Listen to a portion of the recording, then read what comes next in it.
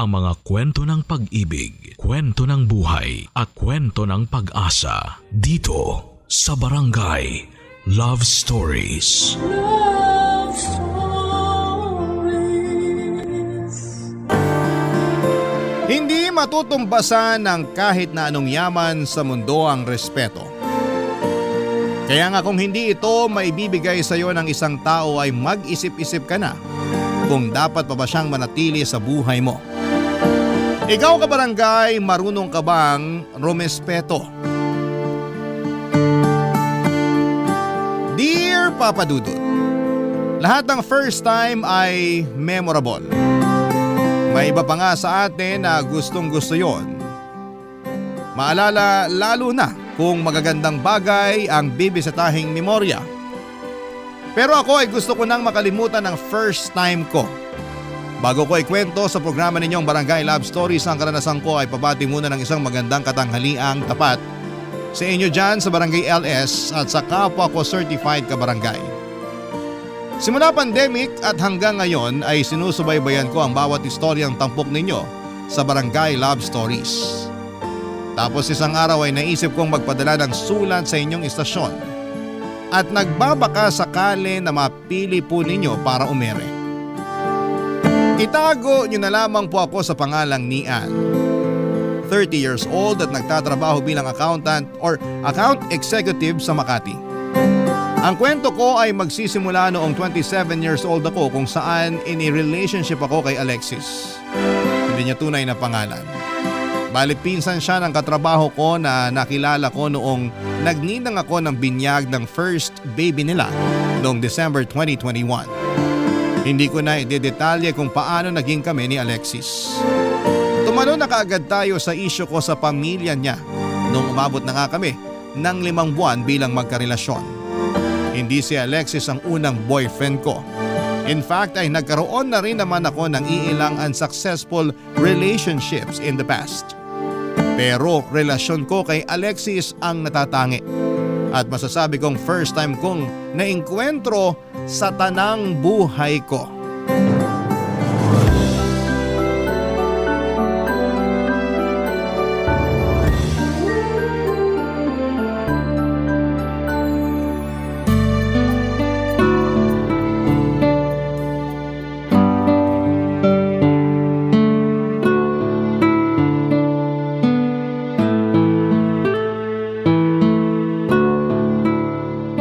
Alam mo, buti na lang nandito ka. Hindi na ako nakapagsabi na pupunta ako rito sa balur mo, Insan. Akala ko lumabas ka kasama si Joawis mo. Hindi kami lalabas. Nag-away kami. Really? Isplok mo yan. Ay. Hey, sasabihin ko. Pero dapat makinig ka muna ah. Huwag ka muna magre-react hanggat hindi pa natatapos yung kwento ko. Sige, chika mo na yan. Anak love mo ba kasi yun? Curious na ang bakla. Nag-away kami kasi ayokong sumama sa kanila. Nagyaya kasi si Alexis na pumunta sa bahay nila para tumambay. Ayoko kasi naiinis ako dun sa mama at Kuya Edgar niya. Inano ka ng Mudrakals at Kuya Kals ng jowa mo? Naiilang kasi ako sa kanila. Nahihirapan akong pakisamahan sila kasi lagi nila akong kinukumpara sa ex-girlfriend ni Alexis. Pag nagkukwentuhan kami, lagi nilang sinisingit yung babae na yun na para bang hindi pa rin sila makamove on sa hiwalayan nila ng boyfriend ko. Yung nanay niya ang laging nangungunang mag-open ng topic. Tapos sinisigundahan ng kuya niyang epal. Talaga? Anong say nung Kuya Kels? Tama naman daw mama nila kasi mas lamang daw sa akin ng 5 paligo yung ex. Mas maganda at mas sexy din daw siya. Ay, sinabi niya yun? Oo. Gigil ako sa Kuya Kels niyang yun ha. But, ang may wagang tanong, anong ginawa ng jowa mo? May sinabi ba siya para maresbakan yung kuya niya? Yun nga wala siyang sinasabi. What? Where? When? Why? Ay, meron pala. Sabi niya, intindihin ko na lang kasi nagbibiro lang naman daw yung kuya niya. Huwag ko na raw palakihin yung issue. Pagpasensyahan ko na lang daw mama niya. Hindi pa siguro makamove on sa hiwalayan nila nung ex niya. Ang tagal din nila 5 years kumpara sa amin na 5 months pa lang. I don't care kahit na 10 or 15 years pa sila. Ikaw na ang current jowa. Dapat matuto silang irespeto yon. Kaloka, kahit naman ako nasa posisyon mo hindi gaganaang pumunta sa kanila. Di ba nga? Pero kailan pa ba to? Don't tell me, matagal na nilang ginagawa sa'yo to ha? Medyo. Simula nung pinakilala ko sa kanila ni Alexis nung 1 month pa lang kami. Girl, at bakit ngayon mo lang chinika sa akin? Grabe, nakakasakit ka ng damdamin.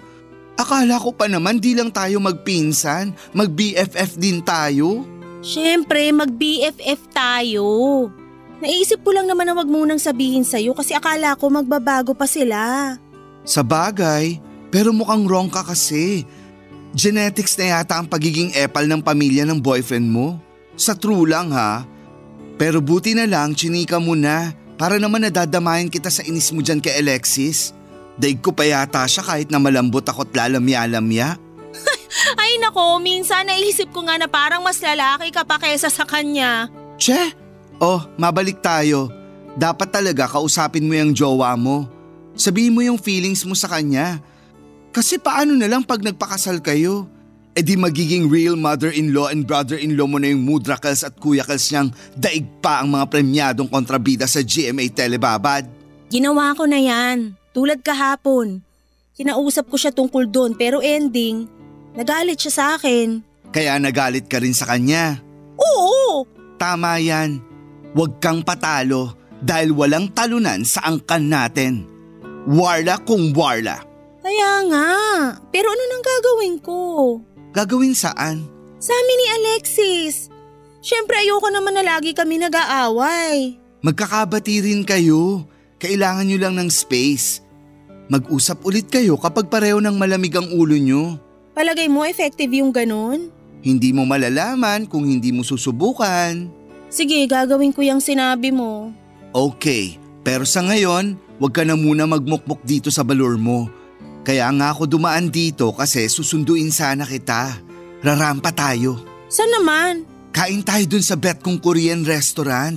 Balita ko, tambahin daw yun ng mga poging oppa. Kaya tara, let's! Aaura tayo, yes! Papa Dudut, hindi ako exaggerated sa pagkakwento sa pinsan kong si Chini tungkol sa ugali ng pamilya ng boyfriend ko. Wala naman talaga akong planong banggitin yon kahit kanino kasi ayokong masira ang image ni Alexis, lalong-lalo na sa pamilya ko. Pero hindi ko na kayang solohin pa ang lahat.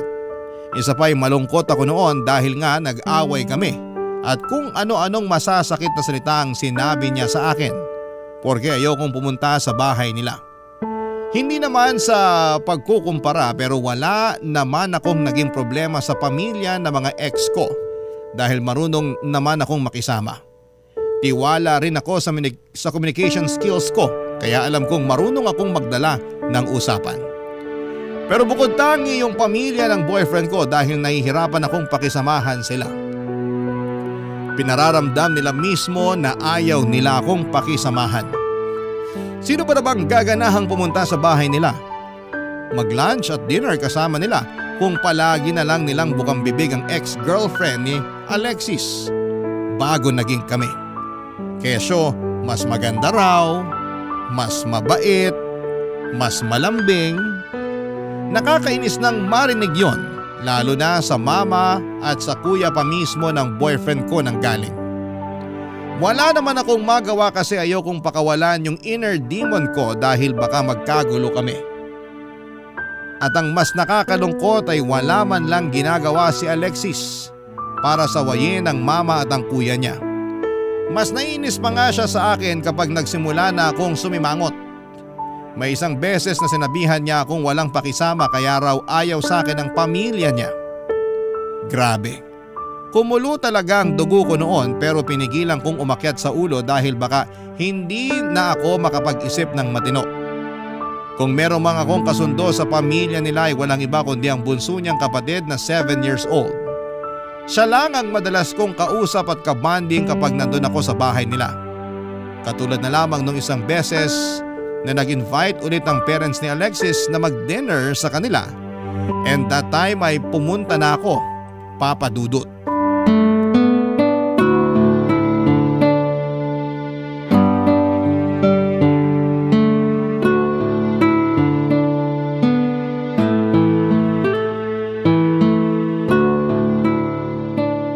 Hi, Nian. Kuya Edgar, ikaw pala.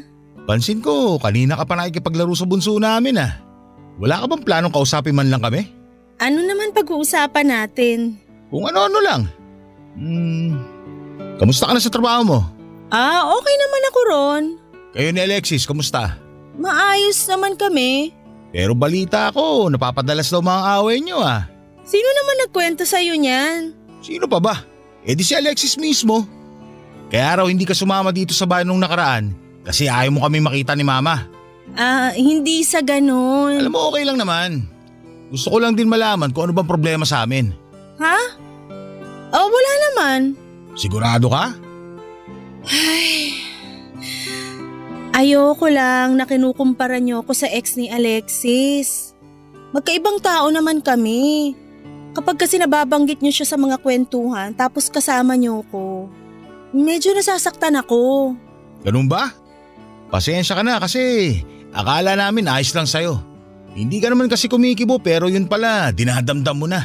Pero handa naman ako nakalimutan yun. Hindi ko naman kayo matitiis. Pamilya kayo ng boyfriend ko eh. Promise, lilimitahan na namin pagbanggit sa ex ni Alex. Kakausapin ko si Mama tungkol doon. Naku, baka magalit si tita. Baka isipin niya masyado akong maramdamin. Hindi yun. Ako nang bahala kay Mama. Thank you. Wala yun, ano ka ba? Okay na tayo? Okay naman talaga tayo. Sabi mo yan ha? Oo, okay tayo. Kung ganun, pwede ba ako humingi ng pabor? Pabor? Anong pabor? Malapit na kasi yung birthday ko eh. Gusto ko sanang regaluhan mo ako ng bagong helmet. Yung tigta 3,000 para naman magandang klase. Ano? Yung tigta 3,000 ka ako. Sige na, birthday ko naman eh. Seryoso ba yan? Mukha ba ako nagbibiro? Tutulungan kita humanap ng design. Tapos isisend ko na lang sa messenger mo para hindi ka na mahirapan. Pero masyado naman yata ang mahal yung regalo na gusto mo. May trabaho ka naman eh. Kayang-kaya mo na yun. Pero malaking halaga pa rin yun, kuya. Sige ka, pag hindi mo ko binili nun, magtatampo ko sa'yo. Ayoko ng ibang regalo. Gusto ko ng bagong helmet. Kaya yun na ibigay mo sa akin, ha? Ewan ko lang. Titingnan ko muna yung budget ko. Kung wala kang pera, credit card mo na lang. Yan naman yung medyo hindi ko basta-basta ginagawa. Para yun lang ipagdadamot mo pa. Ang regalo pag birthday, dapat magarbo kahit papano. Buti pa talaga yung ex ni Alexis eh. Maganda at mahal ko magregalo. Kaya gusto ko siya kaysa sa'yo eh. Mas galante, mas madaling hingan. Ikaw, ang kunat mo. Sana talaga hindi na lang sila naghiwalay ni Alexis. Papa Dudut, wala naman akong personal na galit kay Kuya Edgar ng boyfriend ko. Pero bukod sa mama niya na napagpapasensyahan ko pa, siya talaga yung palaging sumasagad sa pasensya ko. Napakahangin kasi niya at akala mo ay kung sinong umasta. Palibhas ay paborito siya ng mga magulang nila. Para sa akin kahit na 30 anyos na siya, para pa rin siyang bata kung mag-isip. Akala ko ay masasanay na lamang ako sa ugali niya pero ganon na lang ang gulat ko nang hingan niya ako ng helmet para sa birthday niya na nagkakahalaga ng 3,000 piso. Hanggang sa bago ko umuwi ay patuloy pa rin siya nagpapaalala sa akin tungkol sa regalo niya. At kahit na naririnig na yon ni Alexis ay wala pa rin siyang ginawa para sawayin ang kuya niya. Hindi ko alam kung kinukonsente niya ba ang kapatid niya o sadyang walang pakialam sa akin ang boyfriend ko. Ano man sa dalawang yon ay pagod na pagod ako physically, emotionally and mentally ng gabing yon. Matapos kong manggaling sa bahay nila, Papa Dudut. Barangay Love Stories. Barangay Love Stories. Papa Dudut, makalipas ang isang buwan ay naloka na naman ako dahil nag-follow up sa akin via messenger si Kuya Edgar tungkol sa regalo ko sa paparating niyang birthday. Ang halaga dapat ng na 3,000 yon at sa isip ko ay ganon na ba talaga kakapal ang mukha niya para humingi ng regalo sa akin na ganon kamahal. Hindi naman sa hindi ko kayang bumili noon pero ayoko lang talaga dahil sino ba siya sa buhay ko. Hindi nga niya ako tinatrato ng maayos kapag nasa bahay nila tapos ay hihingan niya ako ng regalo na ganon kamahal. Pero ang isa pang nakakaloka ay pinatatabi niya ni Edgar ang resibo para masigurado raw niya na nagkakahalaga ng 3,000 ang regalong binili ko para sa kanya. Aaminin kong na-pressure ako ng mga panahong yon. Pero ayoko namang galawin ang savings ko o umutang para lang makabili ng gusto niya. Kaya nga ang ginawa ko, bumili pa rin ako ng regalo pero worth 500 pesos lang. At nung araw nang sumapit nga ang birthday ni Kuya Edgar, naisip kong kausapin ang boyfriend kong si Alexis, Papa Dudut.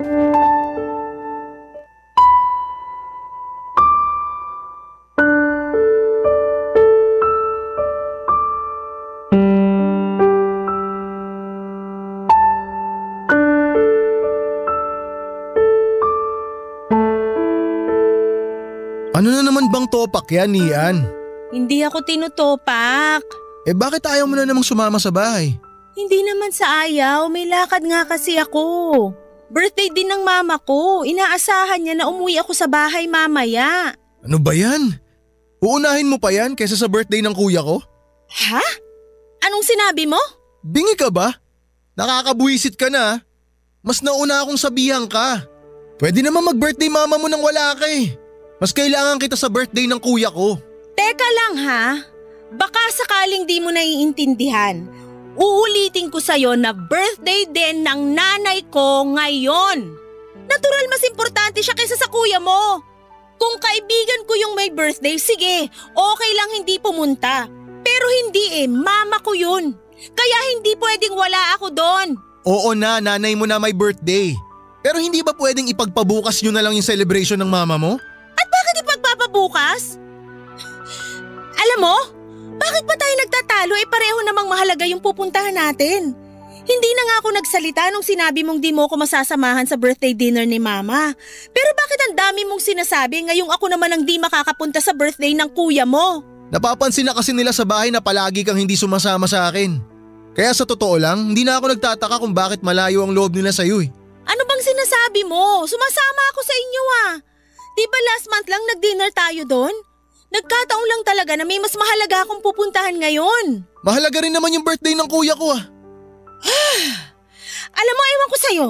Para ako nakikipagtalo sa bata.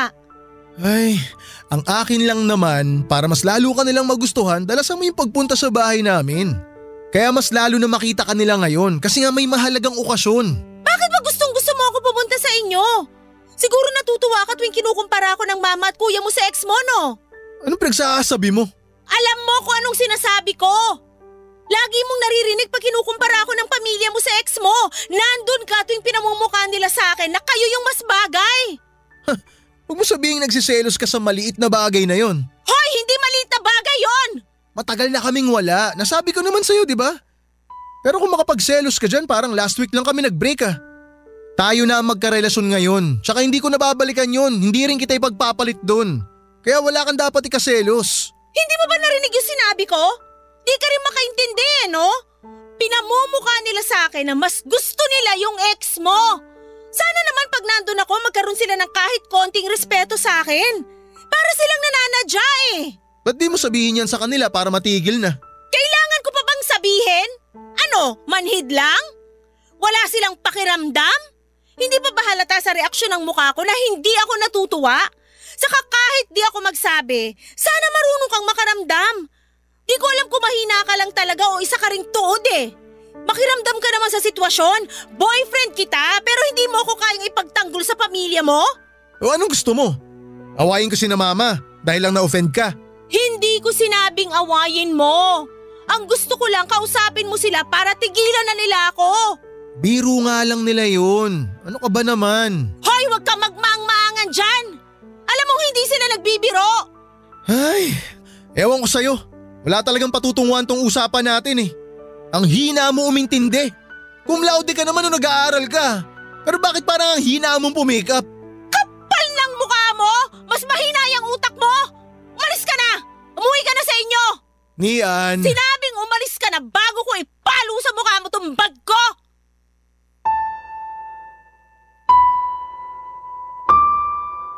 Papa Dudut, nagkapatong-patong na talaga ang inis at galit ko kay Alexis. Kaya muntik na akong maging bayolente. Para talaga akong nakikipag-usap sa batang 10 taong gulang.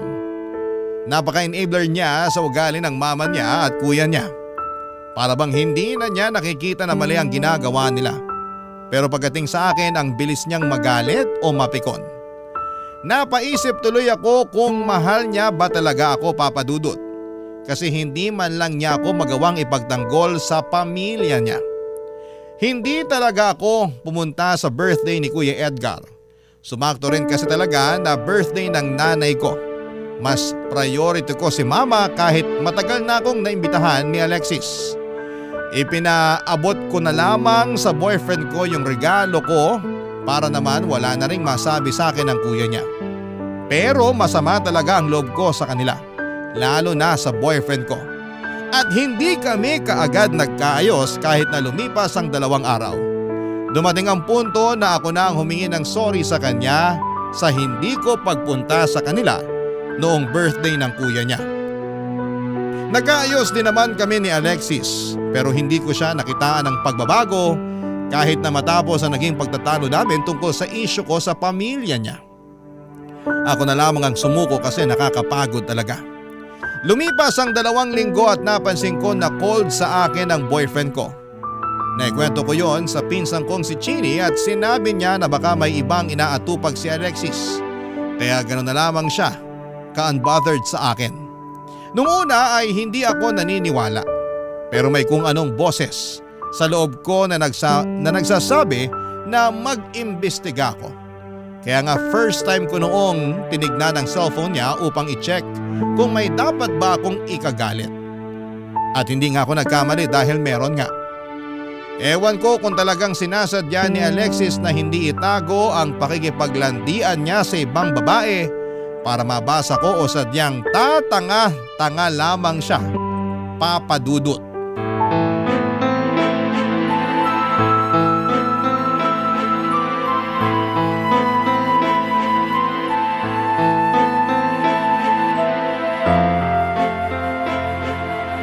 Kapal din talaga ng mukha mo, no? Ano bang problema mo? Ikaw ang problema ko! Anong ginawa ko? Nananahimik lang ako dito tapos bigla-bigla ka nalang magagalit dyan. Para kang tanga. Ako ba ngayon ang parang tanga? Lakas naman ang loob mo! Sinadya mo ba o sadyang tanga ka lang kasi hindi mo man lang binura-usapan yun ng ex mo sa phone mo? Kamusta lang diyan nyo? Masaya ba? Masarap ba sa ego mong hayop ka? Ha? Anong landian pinagsasabi mo? Yan ka na naman sa tanga-tangahang portion mo eh! Ikaw naman kasi. Kasalanan mo yan. Nangingialam ka ng phone ng my phone eh. O yan tuloy na pala mo. Ah! Proud ka pang hudas ka? At ako pa pala may kasalanan ngayon? Napakahayop mo! Hindi mo naman ginagawa yan dati. Nabulaga ka tuloy. Eh kinukutuban na ako sa iyo eh! At buti na lang sinunod ko puso ko na silipin phone mo! Eh di ngayon nagkaalaman na! Kapal na mukha mo, Alexis! Sabihin mo! Matagal na ba kayo naglalandian ng ex mo? Umamin ka! Anong landian? Walang ganon. Nag-uusap lang kami ng maayos. Sang parte ng landian nyo yung maayos doon? Ha? Nabasa ko nga convo nyo! Di ka ba nakikinig? Nabasa ko lahat! Yun ba yung nag-uusap ng maayos? Yung sinabi niya na mahal ka pa rin niya tapos nag-reply ka na may feelings ka pa rin sa kanya? Walang ibig sabihin yun. Huwag mo na nga akong gawing tanga! Lalo lang nadadagdagan mga kasalanan mo sa akin eh! Wala nga lang yun. Narealize ko na nadala lang ako sa usapan kaya ako yung nasabi sa kanya. Matagal na yung usapan namin na yun. Anong matagal na? Eh kahapon lang yung convo nyo na yon! Bakit ba kasi pinagpipilitan mo may gusto pa rin ako sa ex ko? Sinasakyan ko lang naman siya. Wow! So dapat pala magpasalamat ako na sinasakyan mo lang siya. Kaya nasabi mo na may feelings ka pa rin sa kanya. Ayos ka rin talaga, no? Di ka man lang nagsisisi sa ginawa mo sa akin? Gusto mo humingi ako ng sorry sa'yo? Eh di sorry. Ang baho talaga na ugali ugali mo, Alexis! Ang kapal ng mukha mo! Tumigil ka na, Nian ha. Nagsorry na ako. Huwag mo nang palakihin to. Sige nga! Pag ako yung nahuli mong nakikipaglandian sa ex ko at sinabi ko na sinasakyan ko lang din siya, nawala lang yun. Ayos lang ba yun sa'yo? Subukan mo lang na gawin yun. May kalalagyan ka talaga sa akin. Kita mo na? Ay, hindi pa ba tapos tong issue na to? Gusto ko na mag-move on. Para ka naman kasing tanga eh. Nagsorry na ako, di ba? Hirap kasi sa inyo mga babae, dami yung satsat. Akala nyo kung sino kayong perpekto na hindi nagkakamali. Hindi ko naman sinasabing perpekto ako ah. Saka magkaiba yung pagkakamali na hindi sinadya sa sinadya. Saka akala mo ba magiging maayos na lahat porke nag-sorry ka na? Kung ayaw mo ng sorry ko, di bahala ka sa buhay mo. Makauwi na nga. Buwisit. Hoy! Saan ka pupunta? Wala ka nang pakialam doon. Siguro pupuntahan mo yung ex mo, no? Oo, pupunta ako sa kanya. Kasi buti pa siya, hindi praning. Hindi rin siya naninigaw katulad mo. Nakakairita yung bunganga mo. Sa totoo lang, ang sarap mong busalan. Ang kapal talaga ng mukha mo! Sige, umalis ka na! Magsama kayo ng ex mo!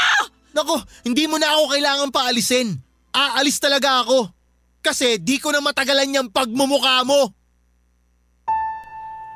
Papadudot, galit na galit ako kay Alexis dahil sa pakikipaglandian niya sa ex niya. Pero mas galit ako sa sarili ko kasi sa kabila ng lahat ay mahal ko pa rin siya. Yun ang dahilan kung bakit pagkatapos kong tawagan si Chini para papuntahin siya sa apartment ko at isumbong yung nangyaring sagutan namin ni Alexis ay hindi ko pa rin kinaya na hiwalayan ang boyfriend ko. Tinanggap ko na lamang ang sinabi ng pinsan ko na may pagkabobo ako pagdating sa pag-ibig. Kaya siguro hindi ko kaagad mabitawan si Alexis ng mga panahon na yon. Kasi matapos kong maging single ng 2 taon ay siya na ang naging karelasyon ko. Siguro kaya gusto kong isalba yung kung anumang meron kami kasi ayaw ko nang bumalik sa pagiging single. Natakot na kasi ako makipagrelasyon sa iba kung sakali. Para bang nagka-trauma na ako sa mga ex-boyfriend ko na niloko ako at ginawang panakip butas. Akala ko nga noon ay wala ng pag-asa para makakilala ako ng matinong lalaki na magmamahal sa akin. Nung dumating sa buhay ko si Alexis Papadudut, akala ko ay siya na talaga yung the one. Pero na mga panahong yon, ewan ko na lang talaga kung siya pa rin ang lalaking nararapat para sa akin, Papadudut. Barangay Love Stories. Barangay Love Stories. Papadudot, pagkalipas ng 1 linggo ay humingi ng tawad sa akin si Alexis. Sinabi niyang natukso lamang siya at hindi na niya raw uulitin yon. Na-realize niya na ako pa rin ang mahal niya at ako ang pinipili niya sa amin ng ex-girlfriend niya. Sa unang pagkakataon ay nakaramdam ako ng assurance mula sa lalaking mahal ko. Kaya as usual ay pinatawad ko siya. Nangako kami sa isa't isa na kakalimutan na namin ang nangyari at mag-move on na lamang. At bilang unang hakbang ay hindi na ako nakipagtalo sa kanya nang sabihin niyang pumunta raw ako sa bahay nila para sa despedida ng papa nila na noon ay babalik na sa ibang bansa. Kahit na ayoko kasi baka makita ko doon ang Kuya Edgar niya, ay sinantabi ko na lamang ang pagdadalawang isip ko. Bago kasi yon ay kinutuban ako ng hindi maganda. Pero sinubukan ko na lamang baguhin ang tingin ko sa pamilya ng boyfriend ko at bigyan pa sila ng isa pang pagkakataon. Basta wag lang nila akong pagsasalitaan ng hindi maganda, Papadudut.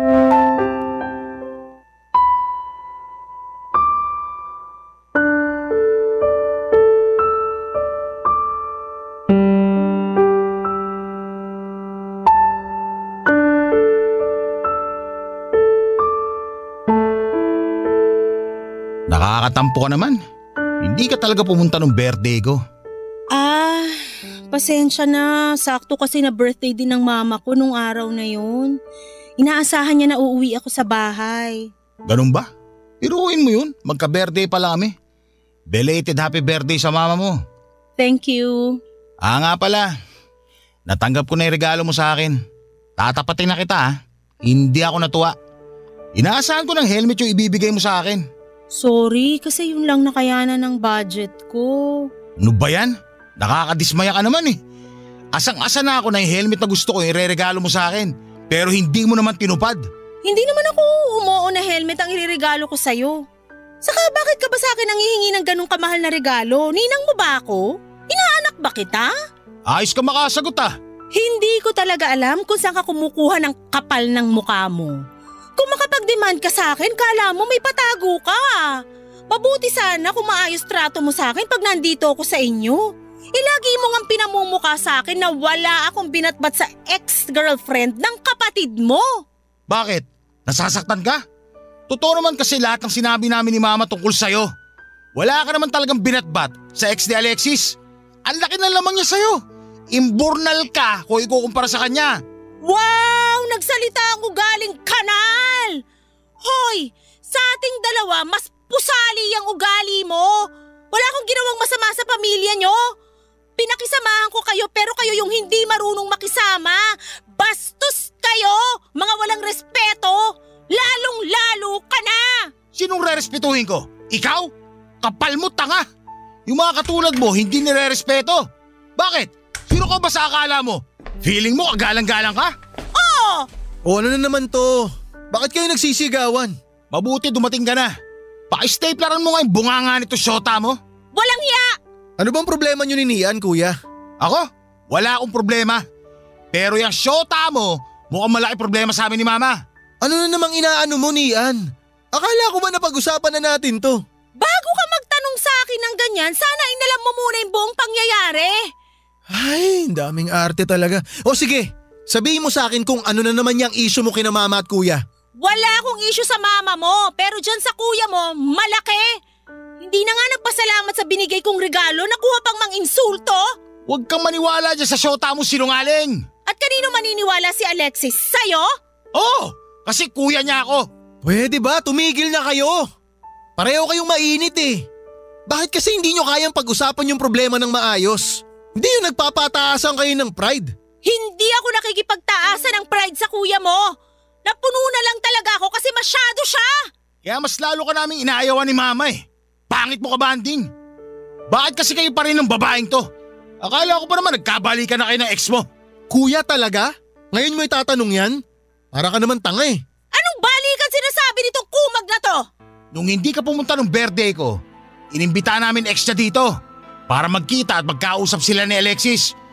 Baka sakaling meron pang pag-asa na magkabalikan sila. Akala namin maghihiwalay na kayo. Nagulat na lang kami ni Mama na ikaw pa rin pala syota nito.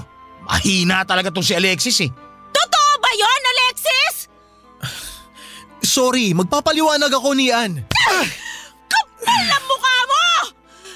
Sinasabi ko na nga ba eh! Sinadya mo yung pakikipaglandian mo sa ex mo eh! Nagsorry na nga ako, di ba?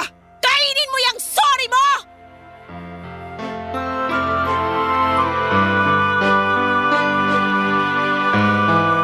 Papadudot dahil sa nangyari halos mawalan ako ng malay dahil putok na putok ang galit ko. Pero nakayanan ko pa rin namang mag-walk out paalis sa bahay nila Alexis. Kasi pakiramdam ko ay lalo akong magmumukhang miserable kung hindi pa ako uuwi. Sobrang banas ko kay Alexis dahil sa nalaman ko. Ang kapal ng pagmumukha niya. Parang gusto ko siyang balatan ng buhay pero pinigilan ko pa rin ang sarili ko na sumabog dahil baka makagawa ako ng hindi maganda. Kaya nga nung nakalayo na ako sa bahay nila ay dali-dali kong tinawagan si Chini para magpasundo sa fast food chain na malapit sa bahay nila Alexis. Doon niya ako kinita at agad akong yumakap sa kanya. Hinatid ako ng pinsan ko sa apartment ko at hindi niya ako iniwanan hanggat hindi pa pagod ang mata ko sa kakaiyak. Hindi ko na lang namalaya na nakatulog na ako dahil sa pagod at sama ng loob. Kinabukasan naman ay tawag ng tawag sa akin si Alexis pero hindi ko siya sinasagot. Hindi ko rin binuksan ang mga text at chat niya. Siguro'y napagod na lang talaga akong makipag-usap sa kanya. Kaya hindi ko muna siya hinarap ng 3 araw. Pero laking gulat ko nang ibalita sa akin ni Chini na nakita raw niyang nag-post si Alexis sa timeline nito sa Facebook Sa picture ay nakakbay si Alexis sa isang babae at nakahalik pa sa pisngi nito. Nung makita ko yung picture ay na-confirm ko na yung ex niya yon. At mukhang ang totoo ang balita ni Kuya Edgar na nagkabalikan na nga si Alexis at ang ex niya.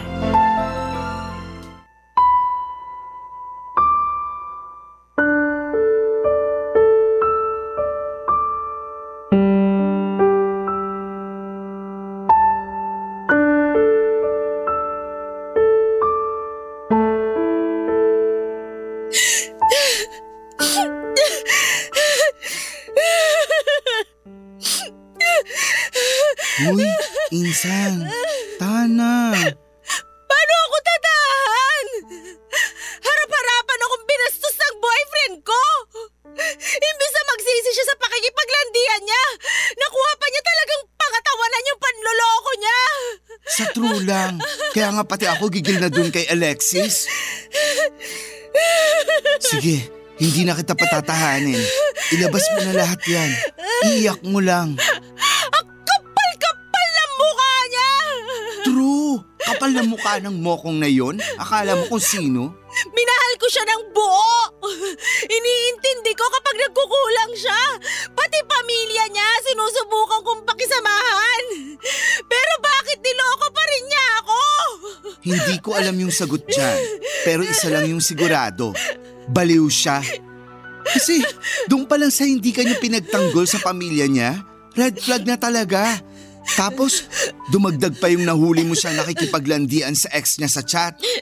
Ewan ko ba naman sa'yo kung bakit pinatawad mo pa siya nun? Sana dinispatcha mo na. Ewan ko sa sarili ko. Ang tanga-tanga ko. True ulit yan. Pero si Alexis talaga yung may kasalanan dito eh. Sabi mo nga, minahal mo siya. Inintindi sa mga pagkukulang niya. Siya tong hindi marunong makipag-compromise sa'yo. Minamanipulate ka niya, Insan. Ewan ko ba? Ganun yata talaga pag mahal mo. Ang uto-uto ko, nakakainis. Pero ngayon, nagising ka na. Hindi ka na uto-uto. Naisip ko na baka totoo rin yung sinabi sa akin ng kuya niya. Nawala talaga akong binatbat sa ex niya kaya siya nakipagbalikan doon. Excuse me? Ikaw? Walang binatbat? Ipapaalala ko lang sa'yo kung sino ka, girl. Hindi ka walang binatbat dahil meron kang binatbat. Matalino ka kaya? Nangunguna sa klase simula elementary hanggang college. Cum laude, may magandang trabaho, sopistikada at may class. Yung pamilya ng damuhong na ex mong yon ang walang binatbat. Wala rin silang class kasi respeto nga hindi nila maibigay sa'yo. Ay nako, gigil ako dun sa mga person. Thank you, Insan. Pasensya na kasi. Dinamay pa kita sa nangyari sa akin. Hindi mo ako dinamay kasi desisyon ko na makigulo. Saka bakit ka ba humingi ng pasensya? Wala ka namang kasalanan. Naisip ko lang kasi na pati tuloy ikaw galit na kay Alexis at sa pamilya niya. Alangan namang matuwa ako sa ginawa nila sa'yo. Gusto mo yata magpapiesta ako dahil sinaktan ka nila eh. Sira, di naman ganun yung ibig kong sabihin. Ay, sorry na. Hindi ko kasi nag-getch. Basta, thank you kasi nandyan ka. Kahit na malungkot ako ngayon, at least hindi ako nag-iisa. May karamay ako. Natural, dadamayan kita kasi pinsan kita at mahal kita. Kaya nga nagagalit ako dyan sa ex mo, saka sa pamilya niya kasi hindi ka nila inaalagaan. Hindi ka nila nirespeto.